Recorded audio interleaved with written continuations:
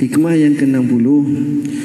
Pengarang Ibn Athaillah Sakandari menyatakan, anta hurrun mimma anta anhu ayisun wa abdun lima anta lahu tami'un.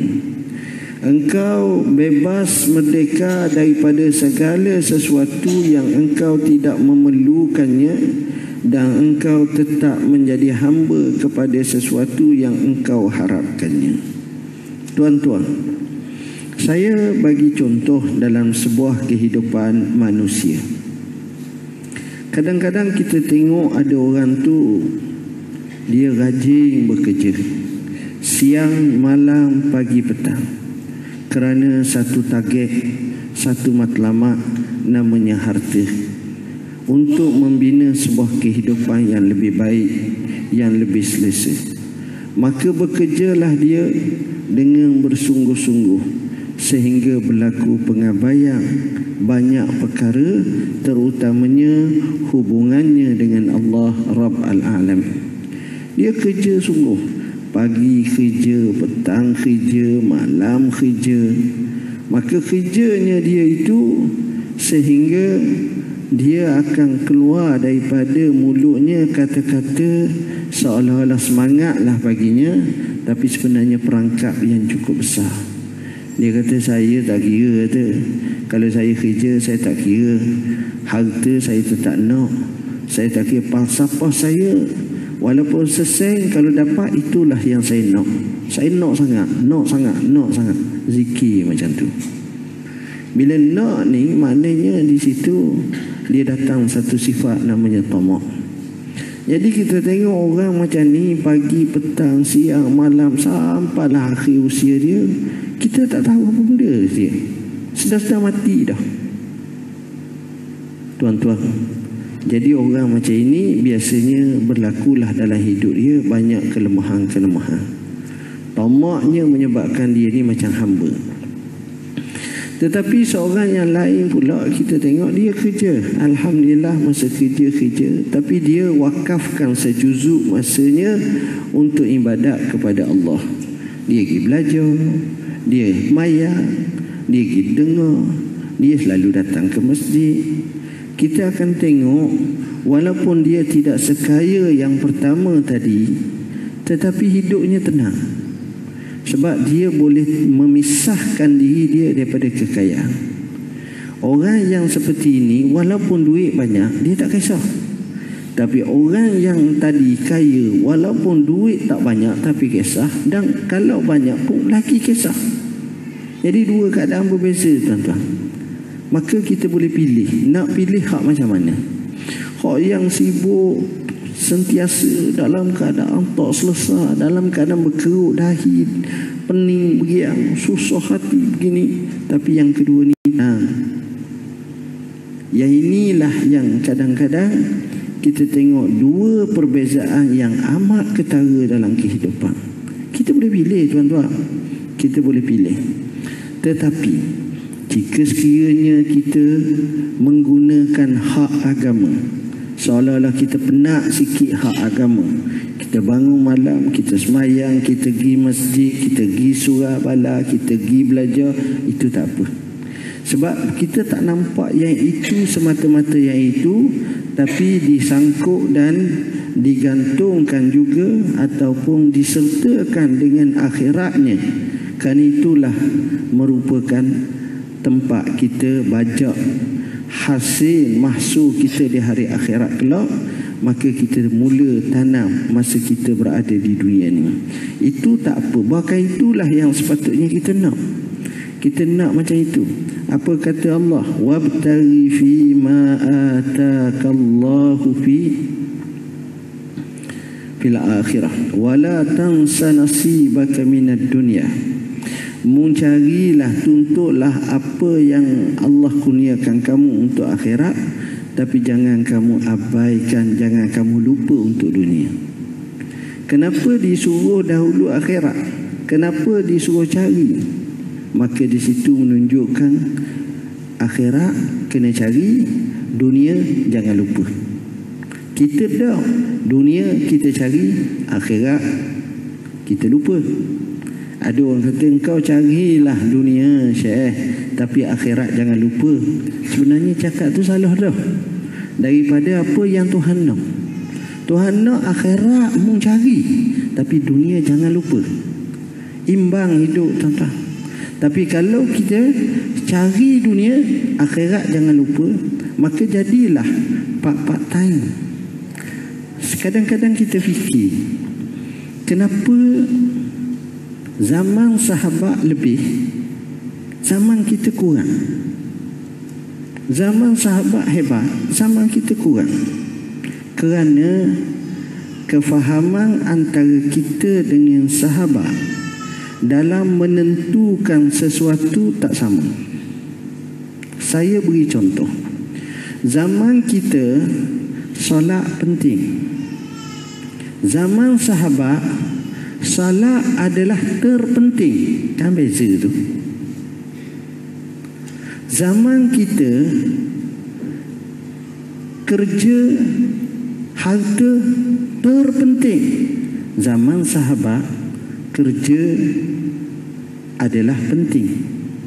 Jadi mereka takdimkan ataupun mendahulukan yang terpenting daripada penting. Tetapi kita mendahulukan, bagi kita harta lah, dunia lah, sebab itu terpenting bagi kita. Jadi kita tinggal yang penting, maka dua keadaan berbeza. Maknanya sedang kita kerja, bunyi azan, tunggu luar, tak apa, waktu pun WhatsApp luar lagi. Zaman sahabat sesibuk mana kerja pun, tapi mesti kena sembahyang. Mesti kena sembahyang, kerana itu panggilan agung, panggilan ilahi. Jadi dia tinggal. Bila dia tinggal, dia menghadap kepada Allah. Natijahnya dia dapat barakatul hayah, keberkatan dalam hidup. Dia akan rasa berkat dalam hidup. Bila berkat dalam hidup, banyak benda yang dia perolehi, berbeza dengan hak tadi. Jadi penentuan seperti inilah yang berbeza.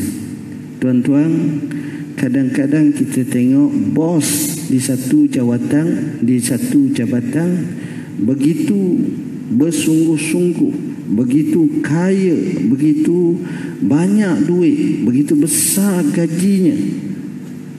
Dan kita tengok pion pejabat tersebut sesederhananya, atau kerani bawahannya staf biasa.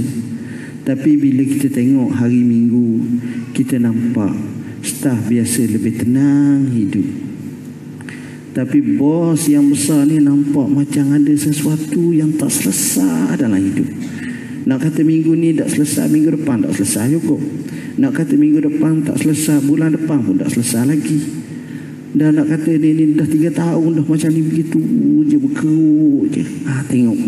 Kenapa? Kerana inilah kita letak antara penting dengan terpenting. Beza dengan sahabat. Sahabat tak kisah. Tapi sahabat yang kaya jauh lebih kaya daripada kita. Sahabat hidupnya tenang. Graf ketenangan manusia sepahaman kita adalah zaman Rasulullah sallallahu alaihi wasallam. Sahabat merasa tenang, jiwanya merasa tenang. Sementelahan lagi bila dilempah ruahkan sedikit dengan harta benda pada zaman Abu Bakar, kemuncaknya zaman Umar ibn Al-Khattab, bila pembukaan negara Islam begitu banyak. Tengok. Jadi inilah puncanya. Kita meletakkan yang penting, kita lupa yang lebih penting dan terpenting. Kita ingat bagus sangat dah. Di sinilah takdim aulawiyah atau priority kita jatuh. Dan banyak perkara seperti ini perlu kita cuba insafi dan cuba fahami dengan sebaiknya. Sebaliknya, bila mana kita ni walaupun merdeka, tapi kita ni berkehendakkan kepada sesuatu, maka kita seolah-olah menjadi hamba kerana tamaknya, maka kita akan rebah dengan sesuatu dan kita lupa nak kembali kepada Allah. Ini rahsia orang-orang yang hubungan dengan Tuhan baik, orang yang selalu ibadat, hatinya tenang. Kadang-kadang kita pergi sini okey dah maknanya, tapi contohnya tak berapa nampak sangat. Kadang-kadang kalau kita pergi ke masjid besar, lebih contohnya di Kuala Lumpur lah, masjid yang ada orang kampung, yang ada sikit. Tapi kita tengok orang yang kerjanya noja, orang yang kerjanya Bilal, kerjanya sederhana, tapi kita tengok keadaannya cukup luar biasa, hatinya tenang. Kita pun mikir balik, kenapa orang ni boleh tenang, orang ni boleh okey, kenapa dia jadi macam tu? Sedangkan kita tengok di Kuala Lumpur, susahlah patutnya kena gini. Tanya dia, tak ni sebenarnya masjid bagi berapa gaji? Kata, Alhamdulillah lah, cukup lah Ustaz. Berapa? Dapatlah dalam 1,500, campur sikit-sikit dapat 2,000. Boleh hidup? Boleh. Kita 6,000 pun tak lepas. Sebab tengok, dia okey, Alhamdulillah, dia boleh hidup, dia boleh tenang, dia tak ada masalah, dia rasa okey, dia rasa baik dalam hidup dia. Perkara-perkara macam inilah yang kita cuba nak kemaskan dan kita cuba nak faham. Akhirnya kita tengok dia relax dengan orang ni, orang ni relax. Orang masjid pun suka dia gini. Tengok. Hukum akal kata kalau duduk di KL, kalau duduk Bukiang tak akan cukup. Macam mana ni? Tengok. Akhirnya timbul. Inilah kenapa? Kerana dia tidak melihat macam kita ni takalluf berat sangat. Kang gini, tak boleh gini, tak boleh gini. Susah kita. Sebab tu falsafah dalam hidup ni, apa yang dalam ruang lingkup kemampuan kita sikit-sikit, buat je lah. Allah kata hari ni lama tak makan nasi arak, makanlah sekali, bukanlah tiap-tiap hari makan nasi arak. Sebab marah pula orang Melayu tak makan nasi Melayunya. Contohnya ialah kalau kita siapa duk sayang sangat ke duit, siapa tak lih langsung ni, rugi kat kita. Begitulah maknanya dalam ruang lingkup kemampuan. Jadi benda-benda macam ini akhirnya kita rasa terbebas, akhirnya kita rasa kita ni termerdeka, kita tak rasa kita ni macam hamba. Baik, hikmah seterusnya yang